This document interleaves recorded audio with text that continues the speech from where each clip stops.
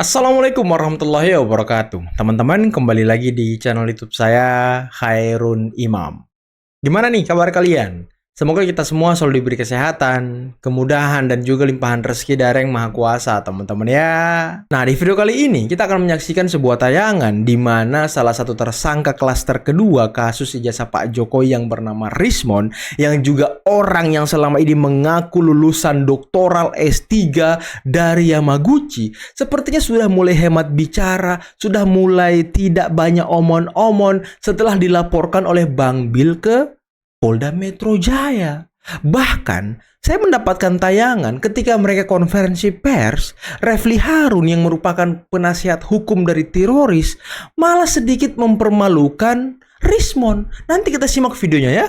Nah, selain itu, saya juga punya tayangan di mana Egy Sujana akhirnya muncul ke publik di dalam sebuah podcast dan menceritakan seperti apa pertemuannya dengan Pak Jokowi dan seperti apa pujian-pujian beliau kepada Pak Jokowi. Dan dia juga mengkonfirmasi ataupun mengklarifikasi mengenai Musa, Harun, dan juga Fir'aun. Dan ini sangat menarik ceritanya teman-teman.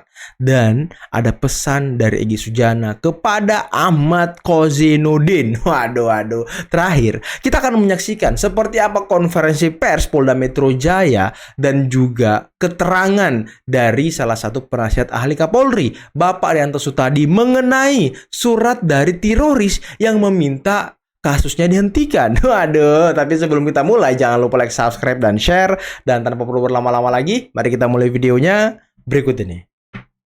Teman baiknya Andi Azwan konon melaporkan dia ke Polda Metro Jaya karena dianggap tidak memiliki ijazah S3, padahal mengakunya tamatan Yamaguchi University.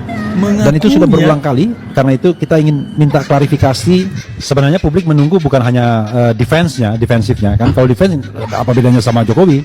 Tapi publik menunggu kapan itu Rismon atau melalui PH-nya itu bikin menggelar press conference yang menunjukkan semua dokumennya tadi, sebagaimana yang ditunjukkan oleh salah seorang hakim MK Arsul Sani ketika ijazah doktornya dipermasalahkan. Dia awas hati-hati nanti dia press conference menunjukkan semua dokumen-dokumennya, malah semakin meyakinkan orang kalau itu ya nggak bener teman-teman.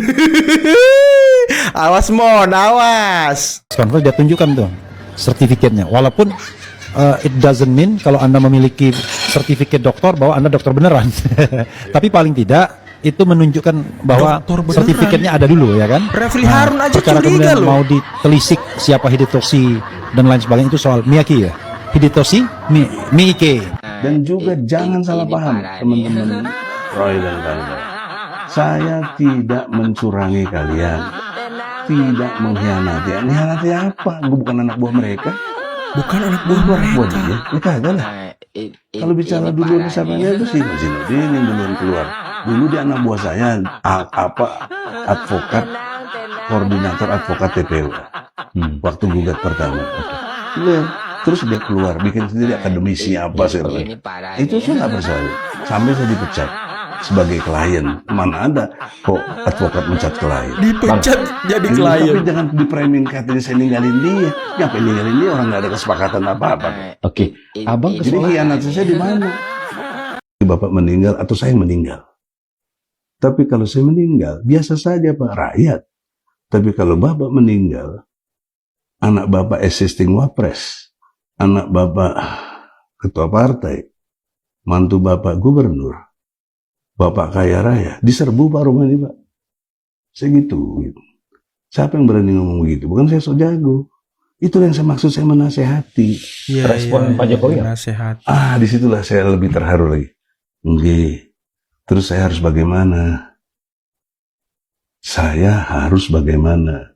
Itu kan kesantunan yang dahsyat menurut saya. Kesantunan yang dahsyat. Masih disebut sama si Sobari gembel. Nggak mungkin nasihatin dia. Dia kenal gue nggak, masih Sobari itu. Ngaku-ngaku aja deh. Ya. Nah oleh karena itu dalam perspektif nggak setelah Pak Jokowi saya harus apa? Apa? Langsung saya refleks aktivis saya lah. Panggil Kapolri, perintahkan Kapolda Dirkrimum untuk cabut cekal saya dan SP3 kan saya. Kan udah nggak presiden Pak Jokowi. Enggak tahu. Pokoknya saya minta begitu. Dia nanya harus buat apa. Saya juga nggak ngatur-ngatur pertemuan ngomong begitu. Iya. Jadi maksudnya kok saya Bang Egy cerita ini jujur ya supaya tidak ada mendiskreditkan Pak Jokowi. Terus saya merasa hebat, istighfar. Enggak. Tapi saya cerita fakta saja. Adapun itu terjadi karena pesan moral yang saya bawa dari Al-Quran ada di surat Toha. Nah, ini kan Musa Harun Muslim nih. juga santri. Ayat 41 sampai 46, Bos. Anda lihat di situ, Musa diperintah oleh Allah, ya kan? Datengin Firaun dengan lemah lembut. Nah, persoalannya siapa Musanya, siapa Firaunnya? Nah, ini menarik saya nih. diklaim oleh banyak orang, lu kok ngaku-ngaku Musa? Ya enggak lah. Quran itu inspirasi. Itu inspirasi kita yang harus menjadi guidance.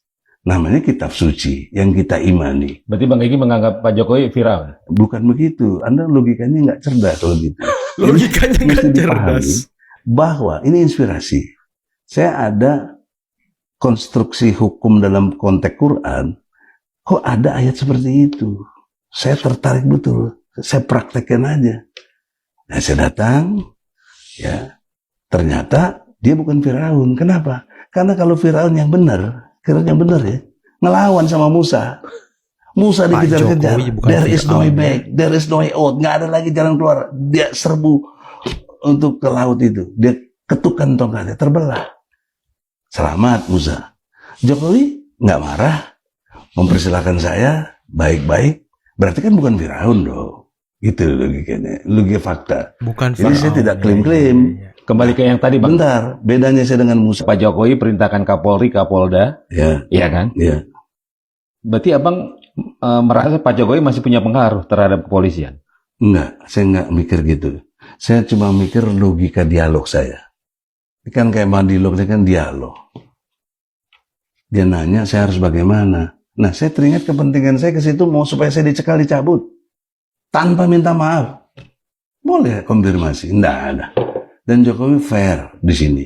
Pak Dia cerita, Jokowi nggak penting fair. itu, sudah understanding saja. Ya toh? Yang penting Profesor Egy telah datang ke sini silaturahmi. Itu kan Islami.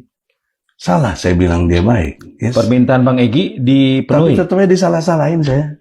Permintaan iya. Bang Egy dipenuhi langsung oleh Pak Jokowi Iya. saat itu. Saat itu dia panggil lah Ajudan. ajudan, panggil polisi gitu. Loh, gua kaget kok ada polisi, gua mau ditangkap apa enggak? Tapi naluri aktif saya keluar. Itu polisi Wah, dari mana Bang? ya itu dari Polda lah. Itu, Kok ada di situ? Iya, gua kagak tahu, orang baru tahu di situ. Itu poin penting, Bos. Jangan terus minta RJ apaan? RJ nggak ada RJ. Oke, jadi langsung ditindaklanjuti oleh Pak Jokowi. Iya, diperintah kepada polisi itu 1 minggu urusan Peggy selesai. 1 minggu dibatasi. Bu ini nyeletuk juga. Pak kalau bisa tanggal 10 aja Pak. Itu kan tanggal 8. Karena Peggy mau ke Malaysia. Lebih cepat lebih baik. Orang seperti itu, terus mau saya bilang nggak baik bagaimana? Iya. Bentar teman-teman, ini ada yang perlu saya luruskan juga nih informasi dari Bang Egy. Jadi adanya polisi di situ, kalau menurut keterangan kuasa hukum dari Bang Egy, yakni Ibu Ely Danetti, beliaulah yang koordinasi dengan Polda atau penyidik Polda Metro Jaya sebelum ke rumah Pak Jokowi. Nah, kemungkinan penyidik sudah kontek-kontekan dengan Ibu Ely, kemudian penyidik kontek-kontekan juga dengan ajudan Pak Jokowi bahwa akan ada pertemuan.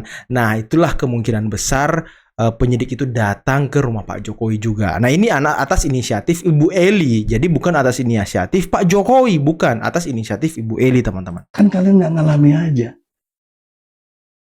Enggak, beliau tuh pengamat kebijakan publik. Kemampuan itu nggak ada. Jadi tadi sudah jelas, Bang Roy ada. Ini sesuai ranahnya. Diinjak kakinya itu. Pak Bonatua, tidak seperti rekan kita yang satunya. Bisa coba dicek diinjak kakinya. Yang inisialnya AA. Diinjak kakinya. Yang tiba-tiba jadi pemahamat telematika. Itu ada tuh temannya Mas Ade ini sama temannya Pak Semar. Di TV tiba-tiba ngomong face atlet. Takutnya diinjak kakinya. Oke, saya tanya, Andi Aswan, kamu tahunya apa soal itu? Saya tanya, Puan yang hanya JPEG apa? Kita nggak ngundang Pak Dias, aja ngomongin dia dulu. Penelitian kami ini estafet. Nah, itu dia jawabannya. Penelitiannya estafet. Aku sudah mendatangkan datanya, silakan diuji. Kenapa mau melakukan penelitian estafet ini? Apa motivasi Ya, dorongan? nggak mau dong aku masukin area mereka. Mereka kan sudah duluan. Siapa yang bikin bergerak? Apa yang bikin Pak Bonatua? Nah, ini Pak Bonatua ada bergerak etikanya untuk nih, yang satu mengamati kayaknya nggak ada. kebijakan publik yang diamati soal kebijakan publiknya. Saya tidak melakukan seperti Pak Bonatua karena yang saya amati telematikanya. Nanti bukuku juga kan. Bukuku nanti begitu masuk ranah privasi, nanti hadir Pak Roy, ada Pak Jokowi juga. Jadi yang ranah private ini berimbang. Betul. Karena aku masih ranah publik kan. Jokowinya yang ini bukan? Ini bukan Jokowi. Ini bukan Jokowi kata Pak Ugro. Pak Ugro ya, itu Kata yang Pak lama. Ugro, bukan gitu loh. Lain lagi. Bebas. Kalau Mas Roy pokoknya bebas. Mau bilang Bebas katanya kan. bebas. Hak bagi seseorang yang berhadapan dengan hukum, apalagi menjadi status tersangka. Ada beberapa cara, celah untuk yang bersangkutan mencapai suatu keadilan. Keadilan bagi undang-undang, KUHP dan KUHAP, bagaimana proses perkara itu P21 di kejaksaan ataupun SP3 melalui tahapan restoratif justice. Nah, ini kesepakatan dikaji dari kedua belah pihak. Ada indikator-indikator terhadap pengajuan tersebut. Jadi ini kami kembalikan kepada pihak pelapor dan terlapor. Hasilnya akan diterima oleh penyidik Polda Metro Jaya. Waduh, Jadi keputusan Pak Jokowi untuk nggak melaksanakan mau. RJ Pak Jokowi perdamaian nggak itu mau. antara kedua belah pihak pelapor dan terlapor. Pak, izin menyambung yang tadi Pak. Kemarin si Masalahnya Pak Jokowi nggak mau kemarin, RJ Gubernur lagi. Surya itu menggunakan narasi bahwa ketika ada dua orang yang digugurkan status penyidikannya oleh Polda Metro, semestinya 8 tersangka itu juga gugur karena mereka ada dalam satu LP. Itu alasannya mungkin boleh Oke, saya tanya, saya kembalikan. Alasan itu dengan argumen kita berbicara negara ini negara hukum. Ada dasar hukum yang menyatakan seperti itu, silakan kami disampaikan. Ini menjadi bahan untuk gelar perkara ya kan? penyidik. Ditantang ya kan. Baik Pak Arianto, ini sebelumnya mantan Wakapolri sekaligus ahli yang bersaksi kemarin, Komjen Purnawirawan Ugroseno menyebut bahwa semestinya penyidikan Roy Suryo CS juga dihentikan sebagaimana SP3 yang diperoleh Egy Sujana dan juga Damai Hari Lubis. Tanggapan Anda Pak Arianto? Ya, itu saya dengar keterangannya gini ya, itu harus dihentikan karena apa? LP-nya 1, seperti tadi saya dengar Pak Refli kan itu. LP-nya 1, jadi kalau harus dihentikan harus semuanya selesai gitu. Cuman ya, LP1 itu kemarin itu adalah LP yang disatukan oleh penyidik, karena laporannya kan banyak itu, ada yang dari Pak Jokowi, ada yang dari pendukungnya itu, ada berapa laporan di Polsek, kemudian jadikan satu karena objeknya sama, yaitu pada 3 orang ini gitu, dan dengan 8 orang atau berapa itu saya tidak begitu paham ya. Tetapi inti laporan itu dijadikan satu untuk mudah pemeriksaan. Dalam perjalanan selanjutnya itu ternyata mereka kan beda-beda itu. 1 sampai 8 itu orang-orang itu bersengketanya dengan Pak Jokowi itu beda-beda. Ada satu yang hanya cuman nyeru-nyerukan, dia suruh gulingkan Pak Jokowi atau apa. Yang satunya lagi ada yang menghina-hina, ada satu lagi cuman ini itu ada musuh rakyat. Beda-beda itu satu-satu. Yang 12 itu tadi bersengketanya dengan Pak Jokowi itu beda-beda. Jadi ya nggak bisa kemudian kalau ini 2 selesai kemudian semua harus selesai, itu nggak bisa. Dalam yang namanya restorasi justice itu pemahaman saya ya. Itu kan kalau sengketa itu selesai dengan damai, saling maafkan itu. Yang bersengketa siapa itu? Ya pasti yang bukan rombongan ini. Nah, denger tuh Bukan Repli. seperti perang antara negara A dengan negara B, sehingga kalau negara ini takluk semua harus takluk. Bukan ini. Ini urusan pribadi kok, ini sengketa-sengketa ini. Di dalam kasus pidana ini, tindak pidananya itu yang diperiksa oleh penyidikan Polda Metro Jaya itu. Kepada 12 orang itu beda-beda penyidikannya. Beda-beda. Walaupun berkasnya jadi satu nanti itu. Tapi berkasnya pasti sendiri-sendiri itu. Pada si A nanti tuntutannya apa. Kepada si B tuntutannya apa. Kepada si C enggak sama itu. 8 atau kemarin 12 itu jadi sama. Itu pandangan saya. Kalau Pak Gak jelas berarti penasihat tadi hukum mengambil teroris kesimpulan nih. Karena LP-nya 1, dua dihentikan ya harus semua dihentikan kan gitu. Nah itu kalau bagi saya sih, saya tidak sependapat dengan itu. Kalau pendapat saya, yang namanya penghentian itu adalah sengketa antara pelapor dengan terlapor. Nah, dalam hal ini 8 orang itu beda-beda masalahnya. Itu. Jadi ya pasti penyidik akan melihat penyelesaian masing-masing. Kalau memang itu mau diselesaikan secara baik-baik atau tidak sampai ke pengadilan. Sampai Gitu. pengadilan Tapi sih kalau Pak, untuk harus ke sampai pengadilan apa pengadilan. tidak, itu penyidik hanya akan lihat saja nanti mana itu saksi-saksi atau terlapor itu yang memenuhi syarat. Oh ini cukup, didiskusikan dengan jaksa cukup, baru itu ya nanti dikirim diteruskan ke jaksa. Tapi kalau ternyata tidak, sebagian mereka mungkin misalnya tadi ada RJ gitu ya, kan berarti kan jadi nggak cukup bukti. Karena sekarang di dalam KUHP yang baru itu ada itu bisa dihentikan karena RJ gitu. Kalau itu pakai KUHP yang baru loh ya. Kalau dulu nggak ada itu. Dulu KUHP yang lama itu tidak mengatur tentang RJ. Jadi tidak ada penghentian penyidikan karena RJ. Dulu tidak ada, pasti hanya tidak ada bukti. Kemudian tersangkanya meninggal dunia, makanya tadi Pak Groseno kan ngomong bahwa itu harus meninggal dunia. Itu mungkin mengacu pada itu ya. Itu tidak cukup bukti gitu. Itu kira-kira kalau pandangan saya. Baik Pak Arianto, apakah ini para tersangka juga perlu meminta maaf begitu kepada Pak Jokowi, dan apakah itu berpengaruh agar penghentian penyidikan juga bisa lebih mudah diperoleh begitu Pak Arianto? Ini saya sih tidak menyuruh mereka harus minta maaf ya, tapi saya hanya menerangkan begini. Kalau kemarin kan ada 8 yang bersengketa, yang 2 itu sudah saling memaafkan lah, walaupun tidak memaafkan, ininya saling damai gitulah. Nah yang namanya penghentian penyidikan itu, kalau KUHP yang baru itu syaratnya itu kan namanya pakai RJ. RJ itu bisa dilakukan pada tahap penyelidikan, penyidikan, penuntutan ataupun maupun di pengadilan nanti. Nah syarat-syarat untuk RJ itu tadi harus ada tujuannya adalah pengembalian supaya itu gaduh itu hilang. Nah supaya itu dihilang, ya apa tadi kegaduhannya? Kalau kegaduhannya tadinya pencurian, ya barangnya dikembalikan. Kalau ini kan tuduhannya kan saling mengejek, kemudian memfitnah katanya gitu. Nah kalau memfitnah itu paling gampang pakai RJ ya saling memaafkan gitu. Bukan Itu silaturahmi kali ya. Begitu. Nah terus kemudian apakah harus orang minta maaf apa tidak? Yang penting itu ada perdamaian aja. Entah perdamaiannya itu saya tidak minta maaf karena saya nggak merasa salah, nggak apa-apa. Tapi dua-duanya tidak akan melanjutkan. Understanding itulah syarat kalau kata daripada Pak Jokowi ya. perdamaian RJ di dalam tahap penyelidikan ataupun penyidikan itu. Kira-kira gitu penjelasannya aja. Oke teman-teman, itulah tadi beberapa video yang bisa kita simak, yang bisa kita saksikan pada kesempatan kali ini. Dan gimana menurut kalian mengenai pertanyaan ataupun saran dari Refli Harun kepada Rismon tadi? Kalau bikin konferensi pers, ajak kuasa hukum, tunjukkan dokumen-dokumennya. Waduh.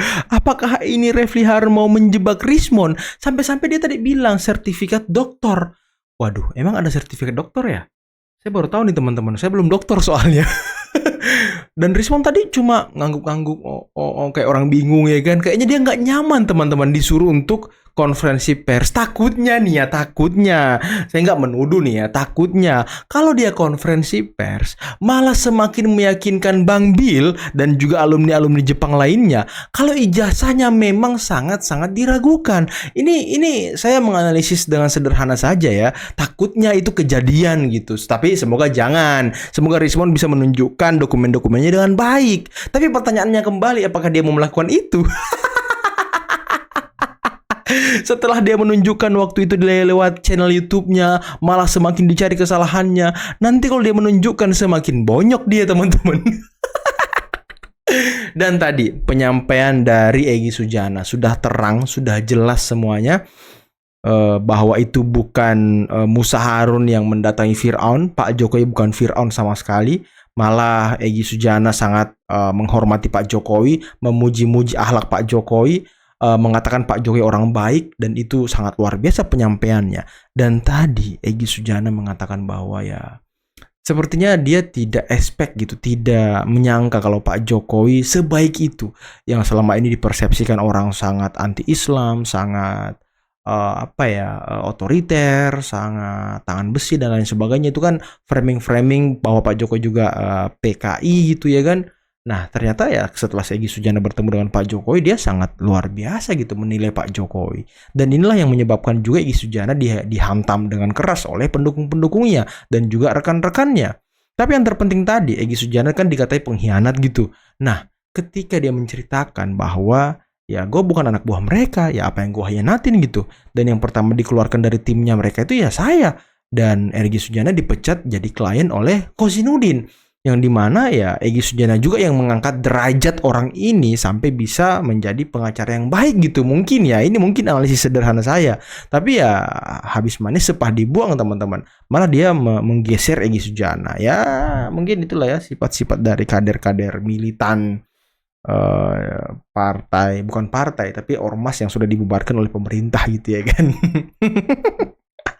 Dan tadi kata Pak Arianto sudah kita dengarkan dengan seksama, sangat jelas terang seperti apa proses restoratif justice,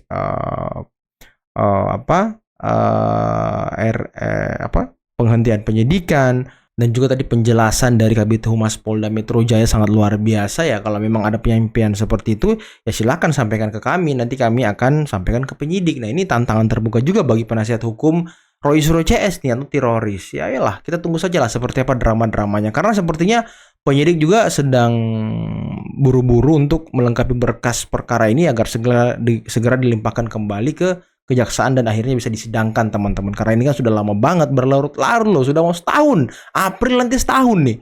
Aduh, oke lah teman-teman, mungkin cukup sekian dulu video kali ini. Jangan lupa like, subscribe, dan share videonya. Akhir kata, billahi taufiq wal hidayah. Assalamualaikum warahmatullahi wabarakatuh. Bye-bye.